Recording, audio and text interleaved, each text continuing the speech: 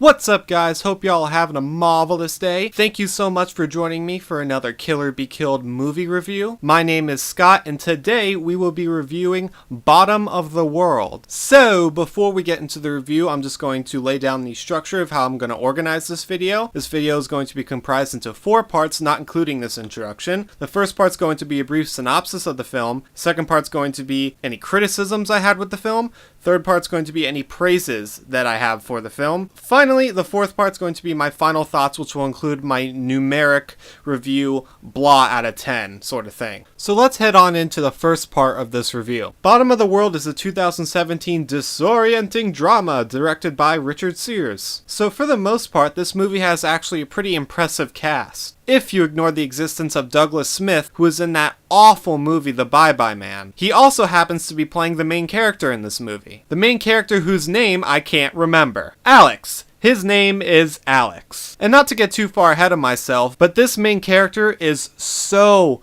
damn forgettable. Honestly, most of the characters in this film are forgettable, excluding the preacher who was played by Ted Levine. However, I digress. So let's move into the actual timeline of what goes down in this film. So Bottom of the World is divided into 3 parts. Part 1 primarily takes place in this old-timey western kind of town setting. Part 2 takes place in this upscale suburby kind of area. And essentially part 3 is Alex's enlightenment. And I guess the enlightenment of the audience too. Part 3 is basically where everything is explained and the meaning behind the madness is finally unveiled. However, strangely enough, really the entire point of this movie is actually given to the audience in the first 10 minutes of the film. But we'll get to that later. So the movie starts off as Alex and Scarlett are heading to Los Angeles. And on the way they run into this really old and vintage hotel. And so they end up staying there because it's quirky or something. And this is where the entire plot and the entire meaning of this movie is told to the audience unknowingly in the first 10 minutes, like I said. Scarlett questions Alex about the worst thing he's ever done. Alex says some stupid shit. And then Scarlett basically confesses her crimes to Alex. These crimes include, but are not limited to, tormenting and sexually abusing her brain-dead cousin who remains in a permanent vegetative state. So, there you go. That's pretty much the meaning behind the entire ending. Obviously expands more upon this, but that's essentially it. Honestly, it feels like the first part of this movie should have had a spoiler warning in it. However, there was over an hour of time between this information was given to us and the actual ending of the movie. So I'm going to quickly run through that hour plus of filler content. So after Scarlett confesses her crimes, she lets out a sort of laughter and Alex just sits there, not saying anything. And this kind of supersedes my suspension of disbelief here, because any sane person after hearing this would be like, what the hell is wrong with you? Go away!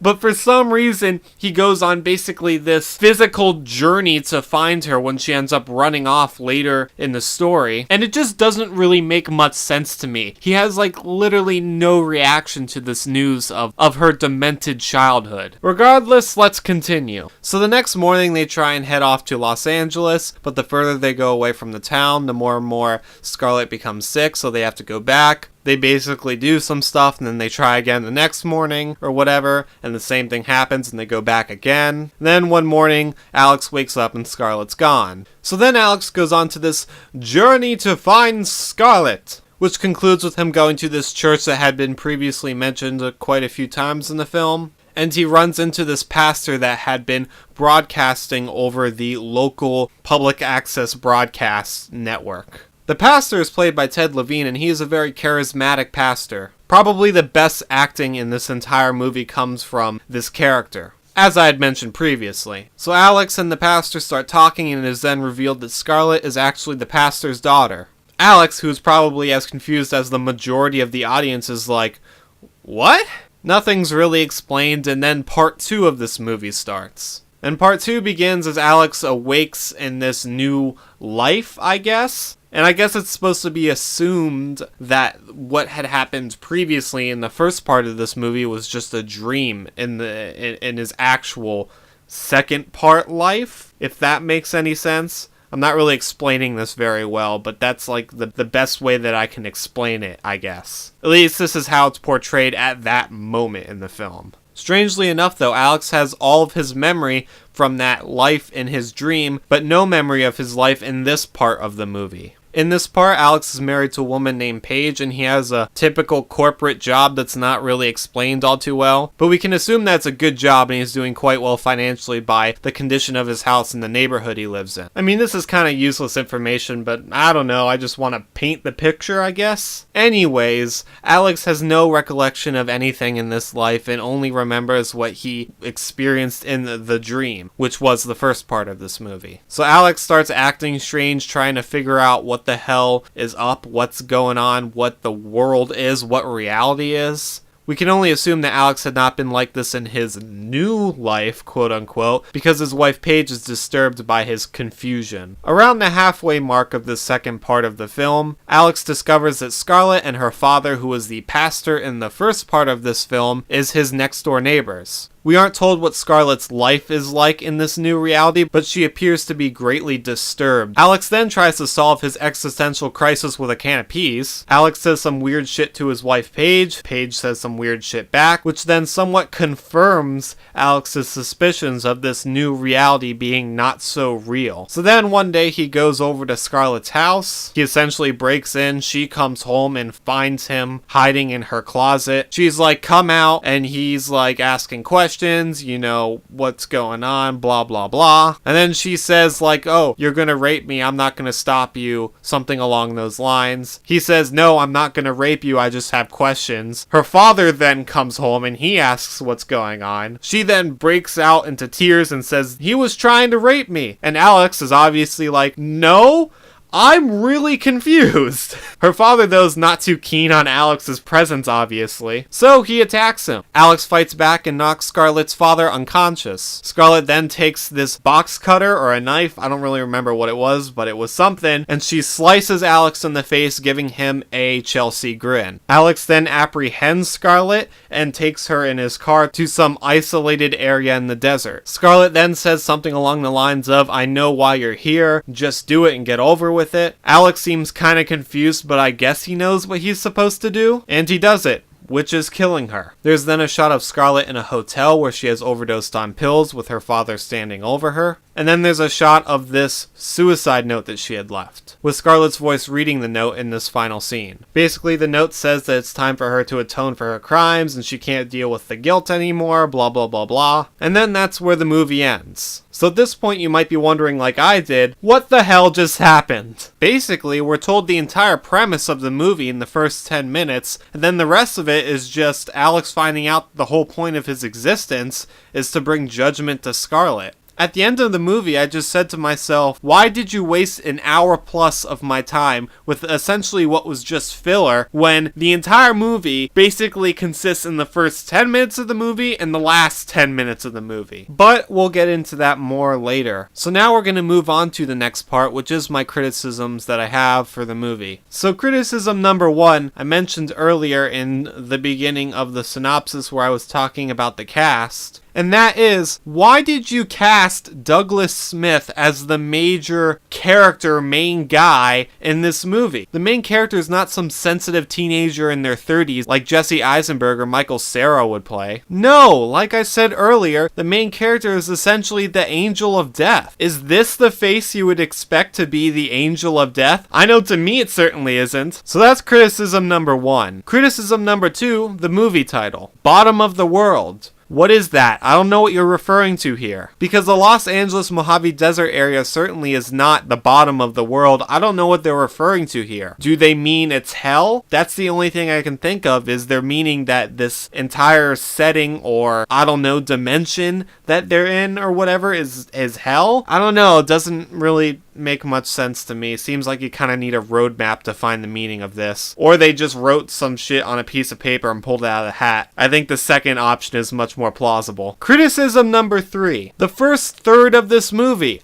Why does it exist? Honestly, aside from that little 2-minute conversation where Scarlett basically explains the entire point of the movie, I don't see a point to this entire section. It's pretty much Alex just running around looking for his girlfriend. It doesn't make any sense to me why this even exists. The only reason why I don't think you should substitute the entire thing out of it is because the setting's there and you have to match up the two settings from the beginning and the end. But even still, I don't understand. Why did they put this? I feel like they could have cut 40 minutes at least out of this film and made this into a short film, and it would have been a lot more enjoyable. So the first third of this film, it just doesn't make sense. The only redeeming thing about it is I really like Ted Levine's character, the pastor. I thought that little scene sequence or whatever was kind of interesting, but still that 5-minute scene doesn't make up for 30 minutes of just wasted crap. Criticism number 4. I just hate how this whole thing is organized, really. I don't find a point for telling us the entire ending in the beginning of the movie. I mean, I'm sure there would be a way that you could write around that to where it would make sense, it would actually benefit the movie, but doing this certainly doesn't benefit this movie. And as a whole, just the whole 3 parts thing, as I said in the criticism before this one, first part's not even relevant. You can basically throw it in the trash can. Second part's okay, I guess. And then third part's basically, I don't know, 5 minutes long, and it ends rather abruptly. Honestly, I don't like the entire structure of this movie at all. I kind of wish I could just hit the shuffle button on this or something, and it would just change it up, or I don't know. I just don't like it. It doesn't work. It doesn't make anything interesting. It just makes it more confusing. And then at the end, it's not even like your confusion was redeemed, or like you had one of those, oh my god, I didn't think about that. It's just like, so you did this whole song and dance and all this for that? I mean, it just seems like a big waste. And that's pretty much the entire summary of this movie. A big waste. So I guess that's going to be it for my criticisms on this movie. I could go on and ramble and just completely trash it and go over the same crap over and over again, but I don't want to do that. I don't want to waste my time on just shitting on this. So now we're going to move on to my praises of the movie. So praise number 1, I mentioned it earlier, but I like Ted Levine in this movie. I like his character as the preacher. The dad character didn't have much time, but I guess he was okay. As a whole, though, I just liked him, how he was casted. I think he personifies his character very well. And he's probably just the one shining star in this entire cast. I mean, Jenna Malone, who played Scarlett, was okay too, but she was certainly a better decision than Douglas Smith, but I mean, even still, she wasn't really amazing. She wasn't bad either, though. She was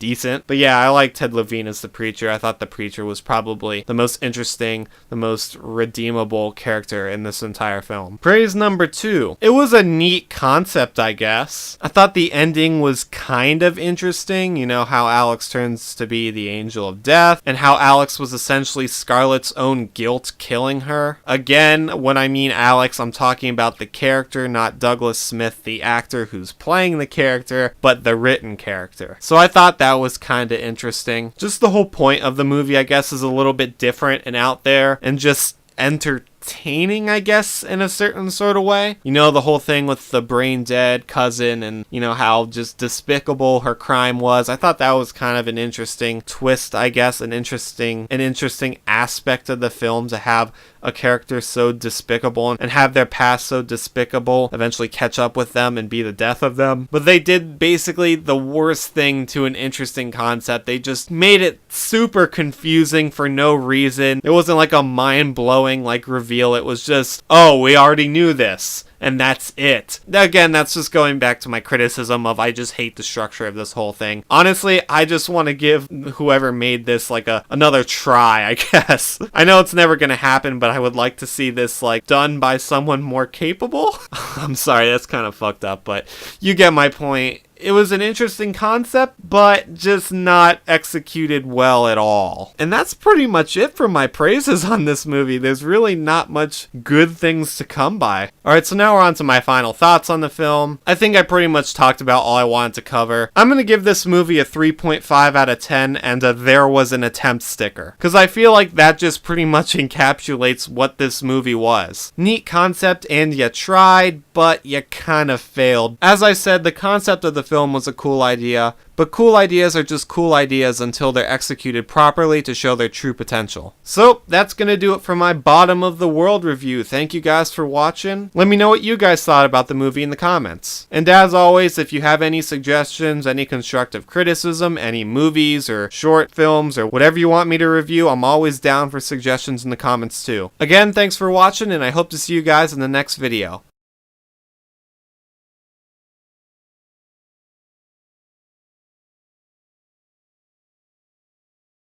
Because the Los Angeles Mojave Desert area isn't